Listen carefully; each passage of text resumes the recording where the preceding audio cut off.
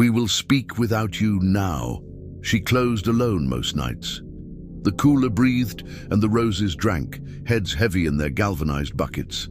Her breath feathered the glass when she checked the water lines, and the light inside hummed that winter white that made petals look eatable, soft as bread. She swept stems into the bin, emptied the card printer, counted ribbon.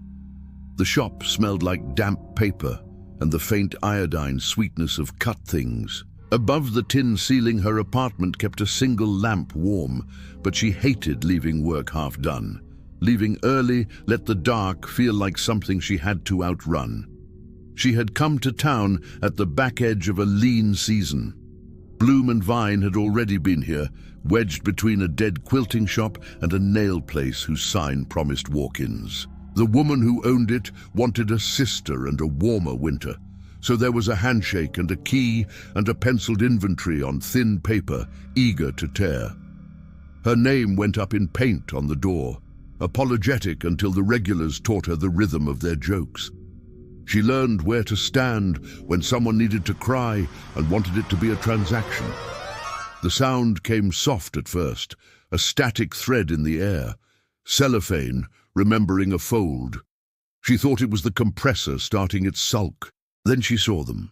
In the sympathy bucket, a run of pink roses widened, not the lazy tilt of a warm cooler, but deliberate. A careful unfurling, as if a decision were being made in front of her. Veins under the color went pale and gathered into creases. The tissue lifted along those lines into tidy ridges. Letters formed where the color thinned, letterpress soft, no ink, shapes rising from the petal's own body. "Thank you," one said. "Sorry," said another. "Call me." She told herself she was tired. She finished sweeping and flicked the cooler dark. In the dark, the crackle continued, patient as water finding a way. She went upstairs and lay on the couch with her shoes still on, staring at the ceiling lamp's weak circle until her eyes put the room away. In the morning, a single curl of petal lay by the till, faintly stamped as if pressed in a book. She angled it toward the front window and made out the raised pail. For Mrs. Boone, pink, no lilies. She checked the order book. No Boone. She learned her fingers could hide tremor by pinning bills under the bulldog clip. Late morning, the phone rang and a woman asked for an arrangement for Mrs. Boone in the hospital pinks. Please no lilies before visiting hours, and spoke a room number as if it mattered that the flowers knew where they were going. The woman thanked her like a friend. The florist slid the petal into the ledger and hated how quickly she had found a place for proof. That night, when she misted the cooler, the words darkened like ghostwriting held to a stove. A white bud swelled in the sympathy bucket she did not remember ordering. He will need lilies bled across the inner curve in the soft pink of new tissue. She clipped it at the neck and laid it on the rubber mat. The cut wept a thin bead, sugar-sweet. The smell of it was like breath that had held a rose. She wrapped the bud in brown paper and carried it to the alley bin, pressing the lid down until the latch caught. When she returned with the mop, the paper lay flat as if the air had ironed it. The bud was gone. By midweek, she could not make herself read without a hand on the glass. Not because of cold, because reading felt like touching, and touching felt like teaching the thing how she paid attention. Names began to arrive that were not customers. A pastor, a street she could picture, a time described without numbers, as if the petals preferred the steadiness of names for moments.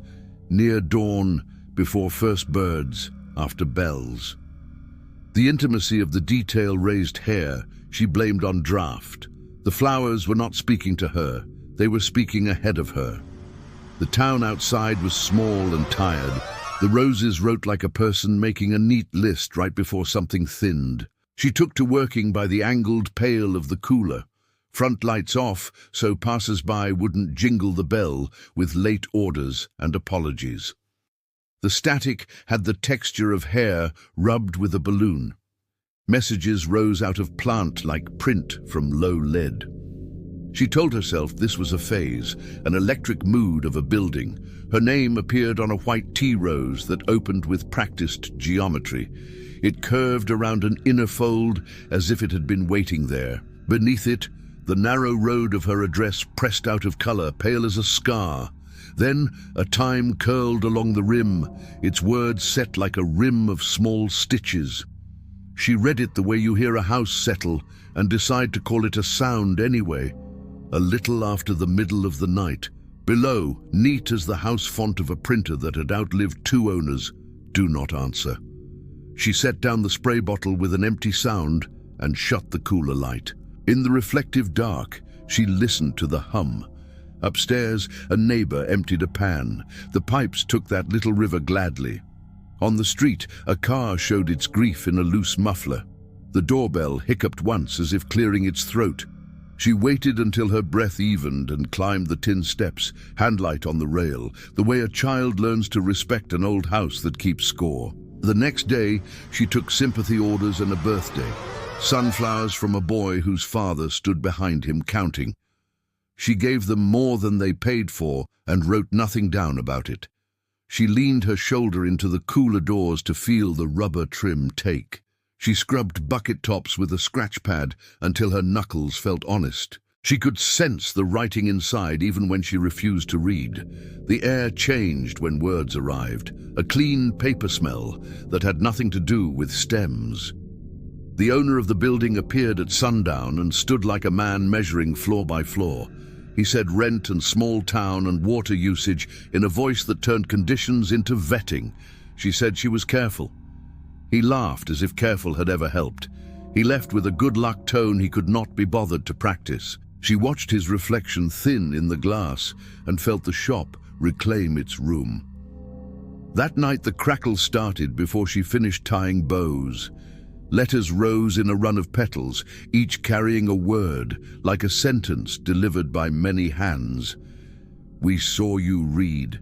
She burned that petal in the sink. The smoke smelled like green wood. She unlatched the window so the alarm wouldn't scold and let cold air lay on her wrists. The bell made metal sing against metal, as if a coin had rolled its head. The knock came as not a knock. The cooler fan clicked off, and then on again, an off-level seam. The bench tapped against the wall, a draft's small persuader. A plastic bag with sugar packets moved when the fan could not have been enough to nudge it. She kept her back to the counter and refused to ask a question out loud.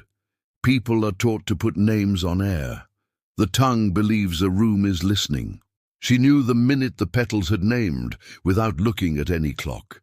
She tried to match the cooler S breath, the way you do with a frightened animal to keep it from spooking. When the minute drained without a noise beyond the hum, she laughed into her hands at the cheap relief. A rule offered, a rule obeyed, a child's gold star. Daylight made her rational. A delivery truck idled at the curb, and a man brought in a box stamped with her supplier S logo. "Standing subscription," he said, smiling like they shared something. Inside were white roses with waxy skins and a sugar breath like a maid thing. When she cut one open, the folds were already there like a heart inside a heart. She did not need mist. When she pressed the petal to the glass, letters rose as if the cold were a printing plate. "We are still writing." She set the box in the cooler and turned the light off. She ate a sandwich in the back with the stiff carelessness of someone swearing through small chores.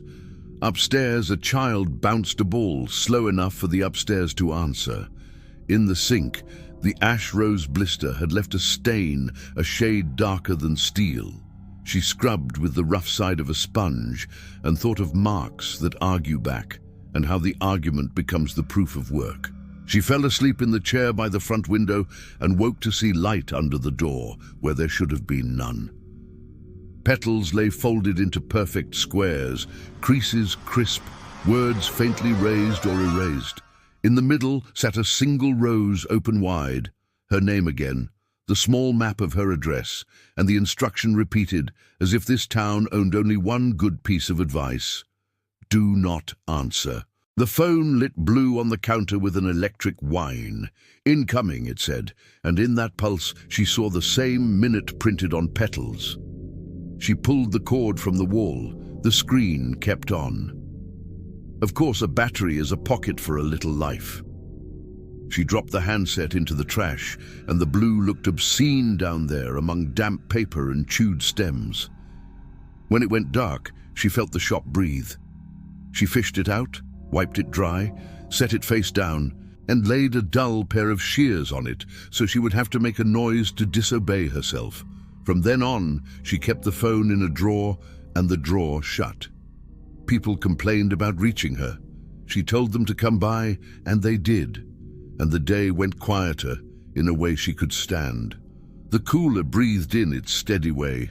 She learned not to read while the letters rose. It was a sort of negative skill, like refusing to hear your name in a crowded room. Meaning had weight even when you looked away. You could feel a room stiffen when a sentence grew inside it. A folded piece thicker than petal turned up under a bucket, edges sealed with sap. She worried it open with a paring knife. The veins were raised like emboss. Someone must keep us speaking. Her throat hurt with a day's worth of transactions. She did not like the word us. It seemed to mean the flowers and something else too patient to call itself out loud. Her mind made neat arguments. This is the season when sorrow collects.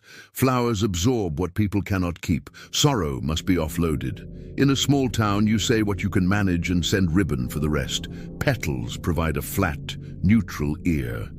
She laid those thoughts like smooth stones along a stream, and then watched the water go around them as if she had solved anything. The shop changed in small, practical ways. She left the cooler latched, but not locked, because the latch had begun to feel like a wrist. If the phone rang late, she did not answer. She learned the tick of the counter when the fan started. She stopped copying names from petals to order book. It felt like stealing to take a given word and pretend it had been earned. She kept the sign turned to closed on a Sunday and swept the ceiling for cobwebs with the soft brush the last owner had left. The fan under the tin did not spin quite right. She made a note to call the man who fixed small things and cultivated worry to justify his price. She stared at the note until it looked like a flower list and laughed at herself in the window glass. By week's end, the words had slowed into a watchful patience. They arrived and kept their order. The knock at the door gentled into a touch. Now and then, the cooler exhaled with her, and an intimacy moved through her like a dog leaning its head against a calf. She dreamed of an old refrigerator sighing, and a mother on the kitchen floor drinking from the carton, and water standing on petals like coins under light. She woke angry and ashamed for bringing the shop upstairs and put her head under the tap until the chill cleared the fog. She met a woman in the back room to build a simple wedding kit, the kind a bride believes she can do herself if someone lays a neat stack of right pieces.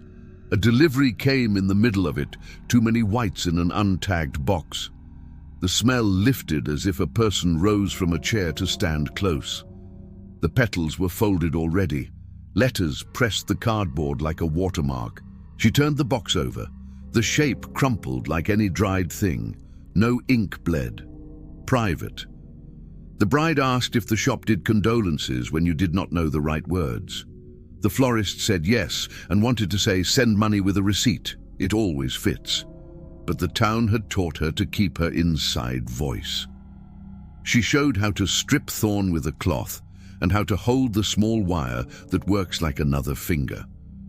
The woman pressed money into her palm with a napkin, as if you should wipe the purchase off your hand.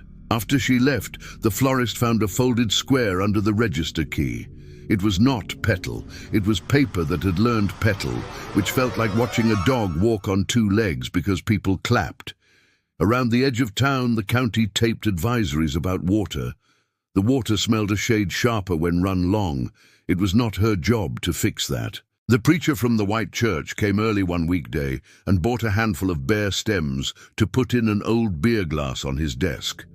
He chose 2 broken ones with soft insides and said he could make them stand if he cut them right.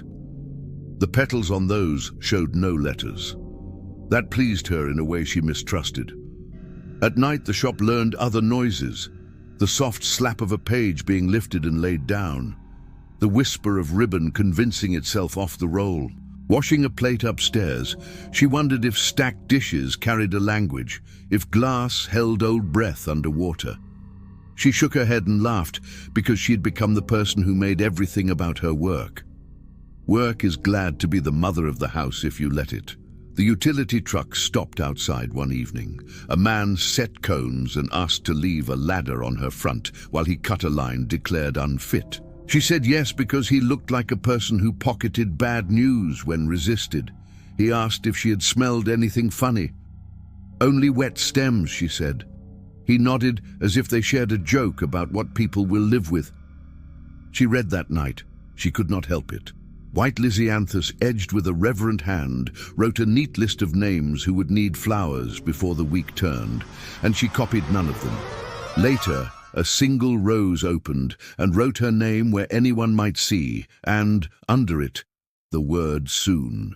Then the old instruction twice, "Do not answer." She shut the cooler off.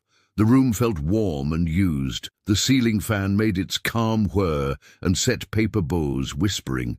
The door to the alley leaked cold around cheap weather strip, faithful as a habit. She sat on the stool and listened to the building. It was a good building, tired but willing.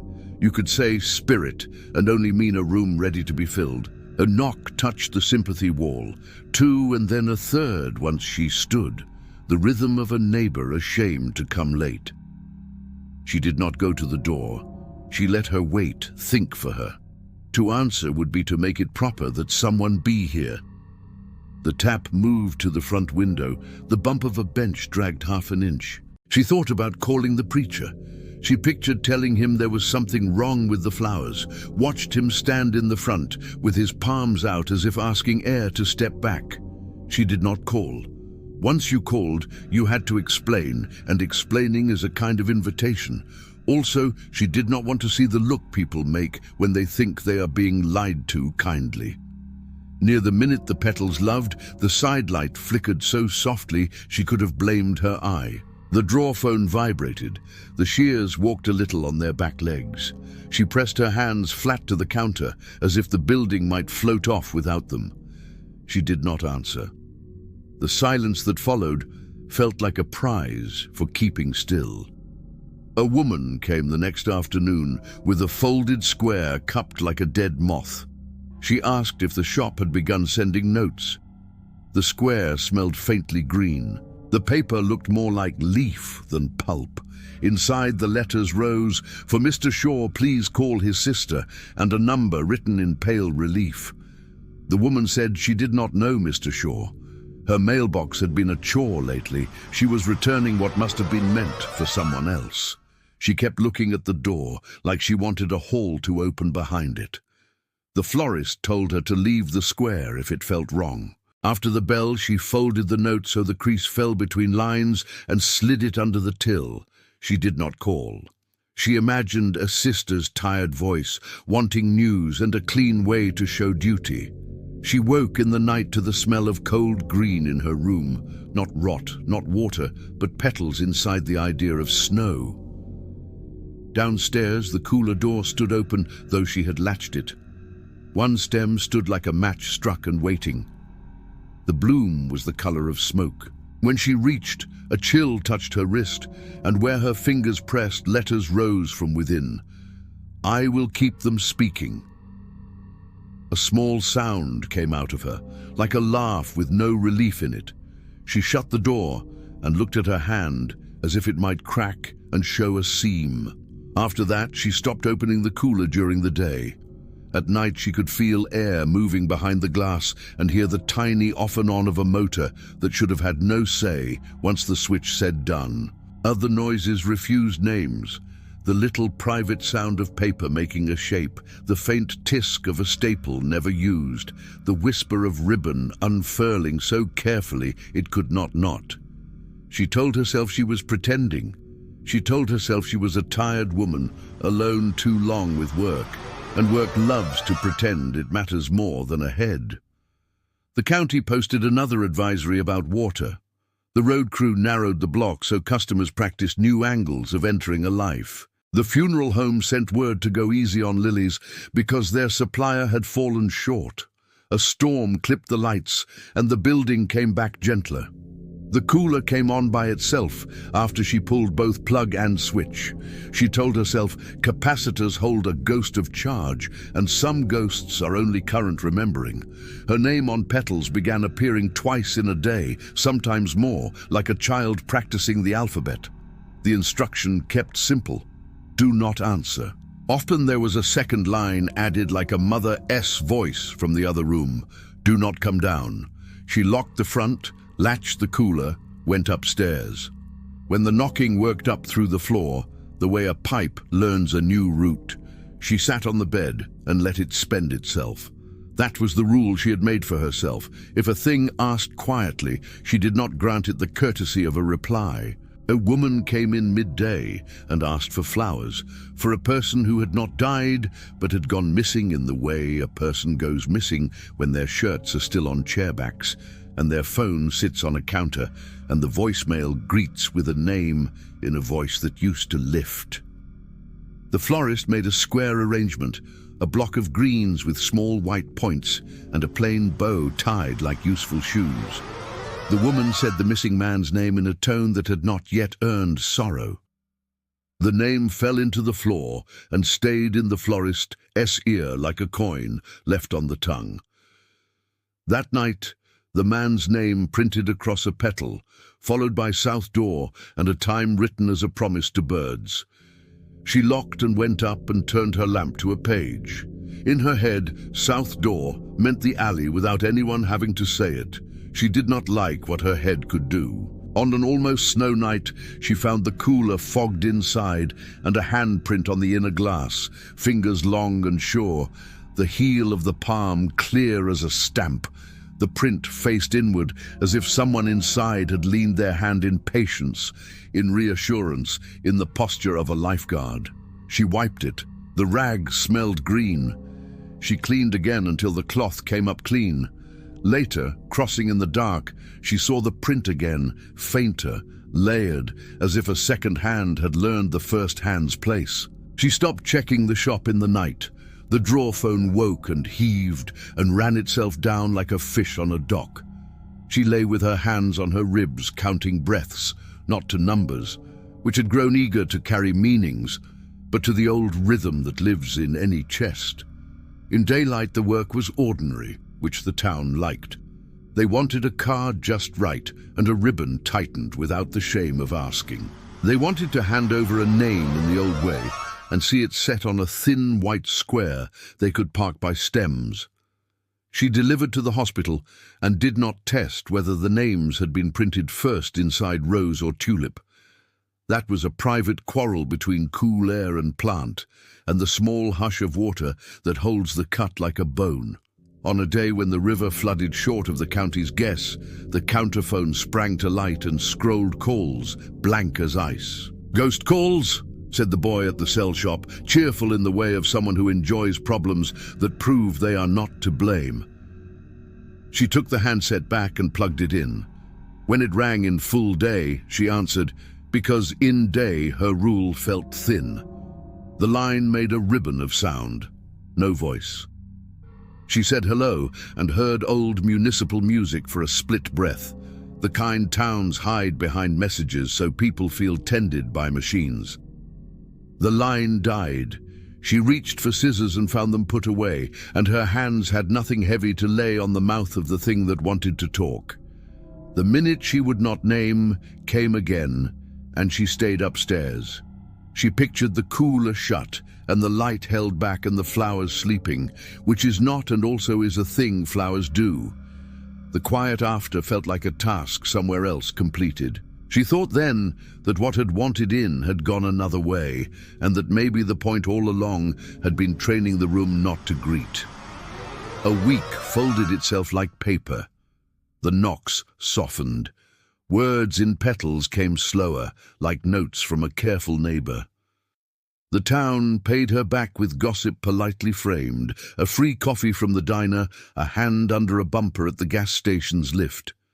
She thought for a while she had been forgiven. Then a note appeared, crisp as money, raised letters ready for fingers. "Thank you," it said. Beneath, "The thing is learned. Learn the schedule of a building, the give of a latch, the sound of an awning when wind leans, the patience of a shopkeeper, her wait through floorboards, her habit of not answering, and the relief that came like a treat for a child. Learned her name, yes, but more than a name. Learned the room's throat." She did not sleep. She tied bows no one had ordered, and refilled small bottles, and set the banding gun just so for morning, as if arrangement could pin a room still. Before dawn, palms against the cooler glass, she watched her handprints haze in the sugar of condensation and wiped them away, because that is what you do if you run a shop. You keep the glass clean, so strangers feel clean looking in. Toward bakery hours, a kind knock came in the back hall where boxes lived, knuckles on wood, 3, friendly. She did not go. If she went, she would touch the door and say a name, and that would count as labor. And the shop would become a bank where names and knocks were currency. She stayed and cleaned glass again in tight circles. The rag found grey where no grey had shown, which pleased her because it proved work. 2 men from the funeral home carried in empties with a tenderness men save for other men is labor. One admired the cooler light as if it were a painting. The other said his aunt would like the shop's smell and made a joke about women who lived too close to water and keep that smell in their throats. She signed and smiled and waited for the bell to stop being theirs. When she turned back, the roses had all faced the glass. People say plants learn where sun walks and follow it. This was too sudden and too much in chorus. Her breath fogged. In the fog, for a second, letters wrote and vanished. "Do not come down."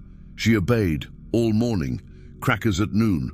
Coffee from the little machine that never surprised anyone. The woman with the missing brother came and stood with her eyes flicking and left without buying, like someone who had climbed the wrong hospital stairs. At evening, the shop looked too bright from the street, a promise she could not keep. She felt the coming minute in her knees and worked at a list that meant nothing. When the careful knock sounded against the cooler's wall instead of the door, she kept her hands on the counter and gave her voice a small job so she would remember it belonged to her. "Not now," she said, in the tone used to translate a child for a nurse. The room obliged. The knock settled into bone. The ceiling fan paced like a slow clock. In the morning, a square lived under the mat inside the front door, grit folded in its paper. The letters were steadier, as if the current had found a clean path. "The door was not for you. Thank you." She should have felt saved. She felt late to a warning. The messages kept their schedule. She missed it less, which pleased them. She thought again of a week somewhere else and did not go. On a night after early thaw, the message changed for good. The petals dropped the second line. They stopped telling her what not to do. They told names and places and gentle instructions. She understood the sentence she had pried from sap. Someone must keep us speaking. The shop had been chosen for its mouth, not its virtue. She could leave or obey. Leaving was rude in a way that steals sleep. Obedience would keep the buckets full and the roof up, and give the town the small mercy of ritual. She did not feel blessed, she felt assigned. A white rose that had used her fingers as a press opened with no letters at all. She pressed 2 fingertips into it and waited. Nothing rose. The petal smoothed itself like a shirt on a line. Fear came then in a small, true size.